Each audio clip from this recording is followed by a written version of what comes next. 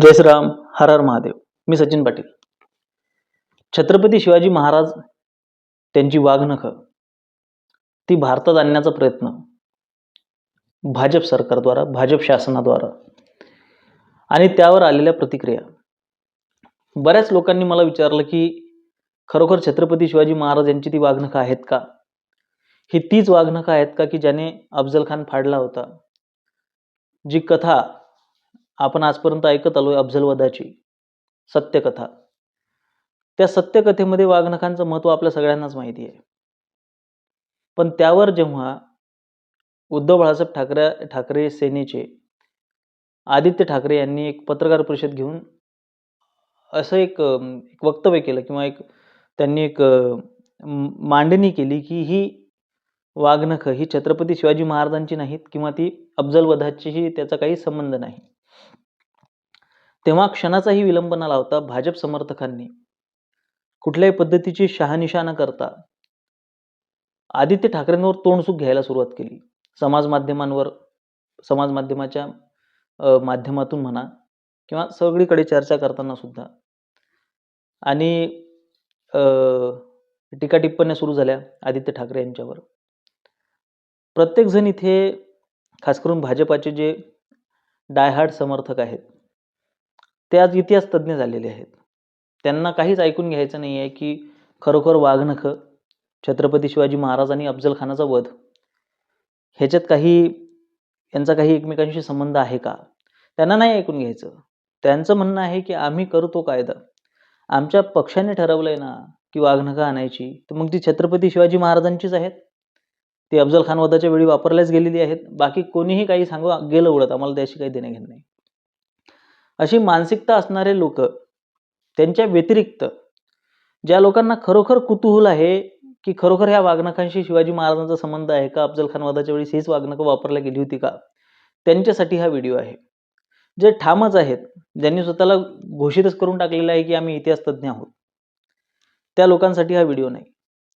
ज्या पद्धतीनं बजेट आल्यानंतर गल्ली बोळातले आणि घरच्या किराण्याचा हिशोबही धड ठेवू न शकणारे लोक अर्थतज्ञ बनून जेव्हा अर्थशास्त्रावर आभाळ हाणायला लागतात, त्याच पद्धतीने आजकाल आपल्याला गल्लीबोळात इतिहासकार दिसायला लागलेले आहेत. इतिहास खरोखर काय सांगतोय वाघनखांबद्दल हे पाहणं खूप गरजेचं आहे, हे बघणं गरजेचं आहे. इतिहास काय सांगतो याचा अर्थ ज्येष्ठ इतिहासकार काय सांगतात आणि ज्येष्ठ इतिहासकार ते सांगत असताना कुठले दाखले देतात हे जास्त महत्वाचं आहे. एखादी गोष्ट ही त्या काळातली, त्या राजाची किंवा त्या संबंधित व्यक्तीची ज्याच्यासोबत त्याचं नाव जोडलेलं असतं, ही त्यांचीच आहे का, ह्याच्यासाठी काही कागदपत्र असतात, ह्याच्या नोंदी असतात इतिहासामध्ये.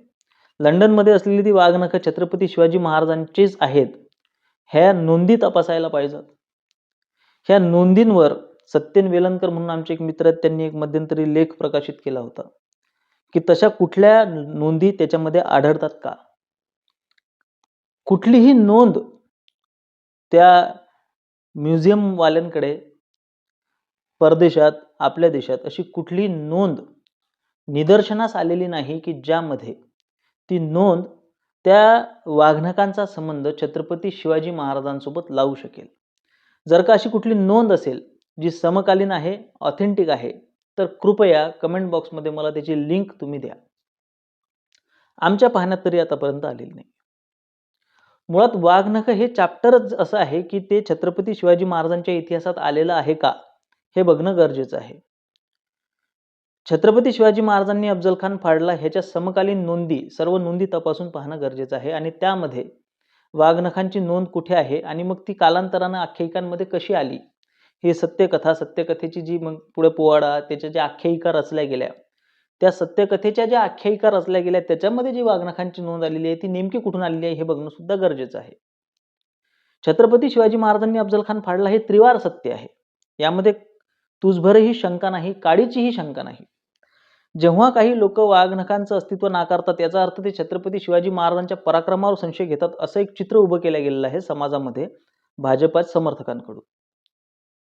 अशातला काही भाग नाही. छत्रपती शिवाजी महाराजांचा इतिहास हा इतका दैदिप्यमान आहे की त्यासाठी अशा पद्धतीच्या रचनांची, अशा पद्धतीच्या कथांची, आख्यायिकांची काही आवश्यकता नाही. तो स्वतःच एक दैदिप्यमान इतिहास आहे. छत्रपती शिवाजी महाराजांच्या जीवनामध्ये कुठल्याही पद्धतीचा काल्पनिक प्रसंग घालणे हा इतिहासाशी केलेला द्रोह आहे, हा शिवद्रोह आहे.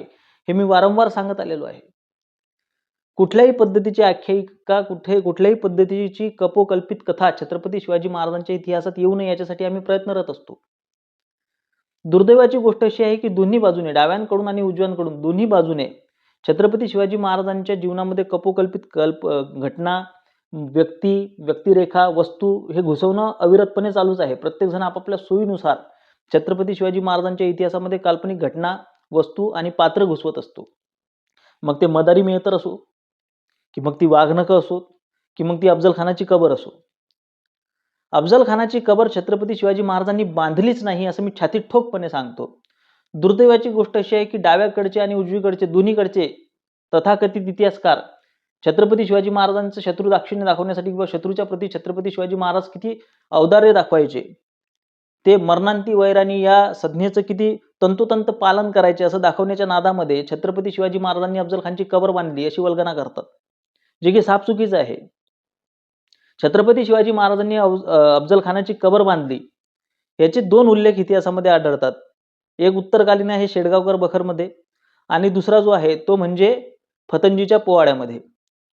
या वाघनखांचा उल्लेख सुद्धा पोवाड्यामध्ये आलेला आहे अज्ञानदासाच्या पोवाड्याच्या 2 आवृत्त्या आहेत, दीर्घ आवृत्ती आणि लघु आवृत्ती. त्याच्याकडे आपण नंतर येऊ, पण पहिल्यांदा तुम्हाला सांगतो की पोवाडा कुठल्याही इतिहासकाराला जर का तुम्ही विचारलं तर पोवाड्याला ऐतिहासिक संदर्भ मानल्या जात नाही. तुम्ही भलेही भावनिक दृष्टीने ते मानत असाल, पण इतिहास तो संदर्भ मानत नाही. ज्याला आपण कृष्णा भास्कर कुलकर्णी असं म्हणतो, वास्तविक कुलकर्णी हे आडनाव कुठंच आलेलं नाहीये. त्या अज्ञानदासाच्या पोवाड्यामध्ये एका ठिकाणी त्याला सोडलेलं आहे छत्रपती शिवाजी महाराजांनी ब्राह्मणवध होऊ नये म्हणून. या पोवाड्यामधल्या कुठल्या गोष्टीला, कुठल्या नोंदीला आपण खरं मानायचं हे आपण ठरवायचं असतं आणि त्यासाठी आपल्याला इतर साधनं शोधणं गरजेची असतात. त्यामुळे पोवाडे हे काही ऑथेंटिक पुरावा नसतो, हे काही प्राथमिक पुरावा नसतो कुठल्याही गोष्टीचा. फतंजीच्या पोवाड्यामध्ये अफजल खानाची कबर छत्रपती शिवाजी महाराजांनी बांधली, तर मग त्याला दिवाबत्तीची सोय केली ही कल्पना कुठून आली? जर का दिवाबत्तीची सोय केली तर मग त्याची सनद आपल्याकडे आज उपलब्ध आहे का? आणि त्या देहाची छत्रपती शिवाजी महाराजांनी विटंबना केली असं विका राजवाडेंच्या 91 कलमी बखर जी प्रत आहे, राजवाडी प्रत, त्या राजवाडी प्रतमध्ये स्पष्ट लिहिलेलं आहे की छत्रपती शिवाजी महाराजांनी अफजल खानाच्या फुल्या शब्द वापरतो मी, हा सार्वजनिक व्हिडिओ आहे म्हणजे फुल्या म्हणजे त्या पार्श्वभागात, ज्या पार्श्वभागासाठी आपण जो शब्द वापरतो बोली भाषेमध्ये तो शब्द तिथे वापरलेला आहे. लोखंडी मेख मारून त्याला शामियान्यात फिरवलं छत्रपती शिवाजी महाराजांनी. असे अफजल खानाच्या देहाची विटंबना छत्रपती शिवाजी महाराजांनी केली, शत्रू दाक्षिण्य दाखवलं नाही. उगाच छत्रपती शिवाजी महाराजांच्या दैदिप्यमान पराक्रमी चारित्र्याला तुम्ही अलका कुबलचा माहेरची साडी करू नका. स्वतःही रडायचं, लोकांनाही रडवायचं, रडत इतिहास लोकांना सांगायचं माझा राजा खूप मोठा होता, खूप प्रामाणिक होता, खूप शत्रूच्या बद्दल उदार होता. हे काही गरज नाही दाखवायची. तुमच्या सांगितल्याने छत्रपती शिवाजी महाराज उदार होणार नाहीयेत आणि तुमच्या अशा फालतू रचनांमुळे छत्रपती शिवाजी महाराज उदार होणार नाहीयेत. छत्रपती शिवाजी महाराज जाणते राजे आहेत आणि हे प्रत्येकाला माहिती आहे, ते प्रत्येकाच्या हृदयामध्ये आहेत. तुमच्या ह्या कपोकल्पित घटनांची, कथांची रचनेची तिथे आवश्यकता नाहीये.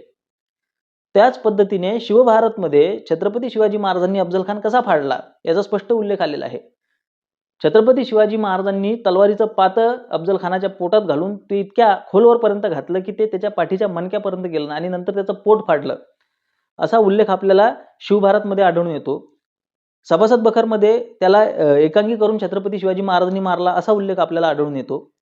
वाघनखांचा उल्लेख कुठल्याही समकालीन संदर्भामध्ये आपल्याला आढळून येत नाही. निनाद बेडेकरांच्या मते जर का आपण बघितलं तर तो सय्यद बंडा सुद्धा नव्हता, तो सय्यद बडा होता. हे बंड्या गिंड्या आपल्यात नाव असतात. त्या सय्यद बडाने जेव्हा छत्रपती शिवाजी महाराजांवर तिथे हल्ला केलाय, तिथे जीवा महालाने सय्यद बडाचा हात वरच्यावरती छाटलाय, या सगळ्या प्रसंगामध्ये कुठेही छत्रपती शिवाजी महाराजांनी अफजल खानाला पहिल्यांदा वार करण्याची संधी दिली किंवा छत्रपती शिवाजी महाराजांनी अफजल खानाला मारताना वाघनखांचा वापर केला असा कुठेही उल्लेख नाहीये. गजानन भास्कर मेंदळे हे लिव्हिंग लेजंड आहेत सध्याचे, सध्या हे जिवंत इतिहास आहे. गजानन भास्कर मेंदळेंचं काय म्हणणं आहे या विषयावर हा आपण कधी प्रयास केला का जाणून घ्यायचा? वाघनखांवर गजानन मेंदळेंचं काय मत आहे? मोठमोठ्या इतिहासकारांचं वाघनखांवर काय मत आहे हे आपण जाणून घेण्याचा प्रयत्न केला का? निनाद बेडेकर हे धर्माच्या बद्दल किती कट्टर होते, कट्टर म्हटल्यापेक्षा किती निष्ठावान होते. कट्टर हा शब्द इस्लामला मुबारक. किंवा गजानन भास्कर मेंदळे हे कुठल्या विचारसरणीचे आहेत हे आपल्या सगळ्यांना माहिती आहे. ते देव देश धर्माच्या प्रती त्यांची निष्ठा आहे हे सगळ्यांना माहिती आहे. अशा निष्ठावान इतिहासकारांनी सुद्धा, तुम्ही जयसिंग पवारांना विचारून बघा, तुम्ही जे आज हा जो प्रयत्न करताय की वाघनखं तिथे होतीच, तुमच्यात आणि ब्रिगेडमध्ये काही एक अंतर नाही, तुमच्यात आणि डाव्या इतिहासकारांमध्ये काही एक अंतर नाही. तो राम पुनियानी ते थेरडं म्हणतं की छत्रपती शिवाजी महाराज घोड्यावर बसून जात होते, रुस्तमे जमाल आला ना, आपकी हाइट कितनी है, 5 फुट 6 इंच, 5 फुट 5 इंच, तो फिर आप अफजल खान की हाइट पता है कि कितनी है, आप उसको कैसे मारोगे, ये लीजिए वाघनख. हा असा फालतू इतिहास ह्या फालतू इतिहासकारांनी लिहिलाय. कोण रुस्तमे जमाल, कोणाची वाघनखं, कोण बनवली? ह्या अशा पद्धतीचा फालतू इतिहास तुम्ही जर का लोकांच्या मस्तकी मांडत असाल, आज तर निवडणुका जवळ आलेल्या आहेत, आम्हाला इव्हेंट करायचे आहेत. छत्रपती शिवाजी महाराज हा भावनेचा मुद्दा आहे. अफजल खान फाडला हा त्याहीपेक्षा मोठा भावनेचा मुद्दा आहे.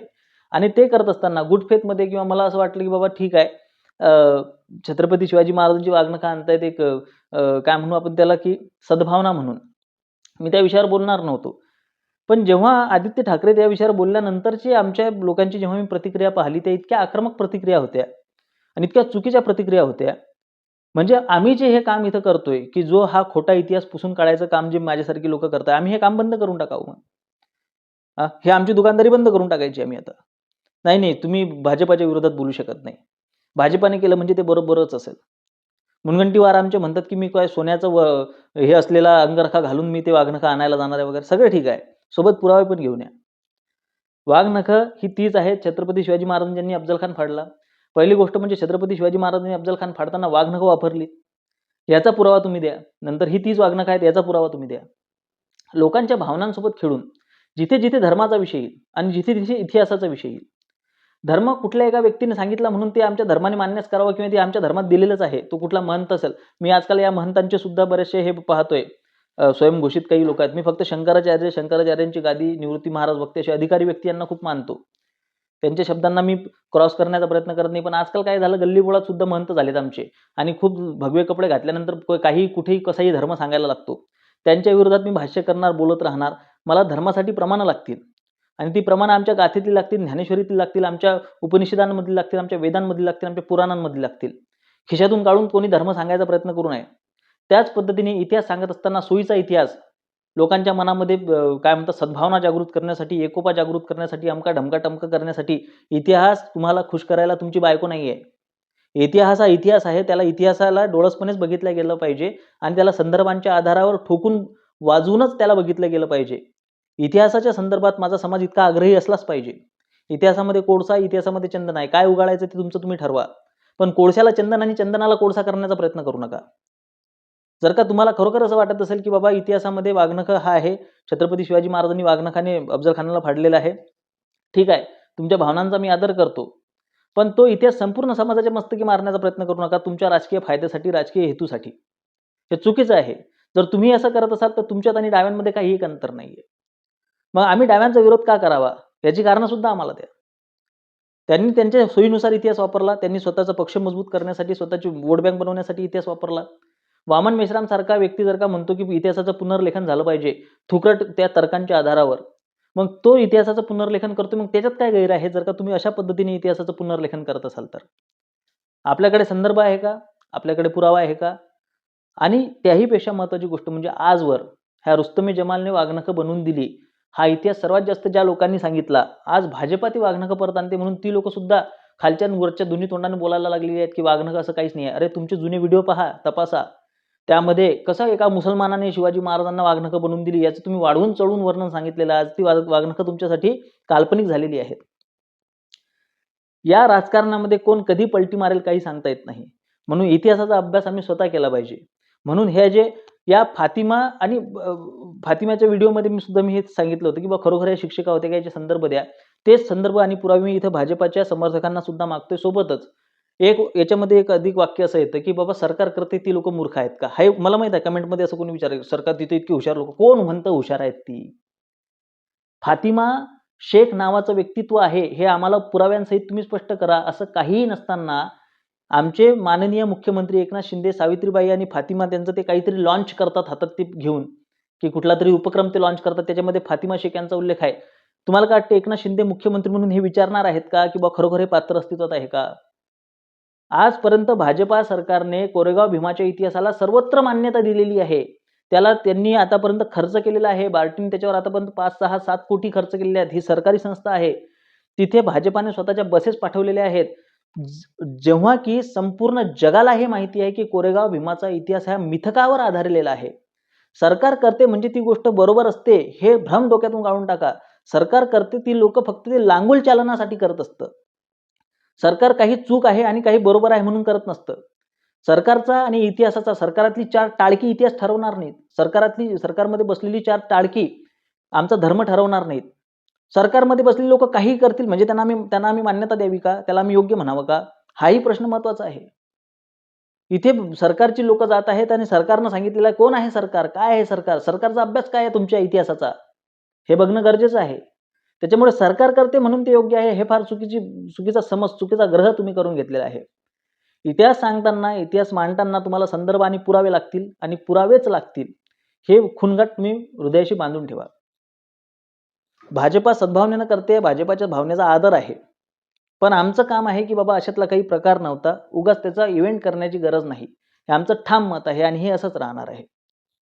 माझे विचार पटत असतील तर सहकार्य असू द्या. धन्यवाद. जय श्रीराम. हर हर महादेव.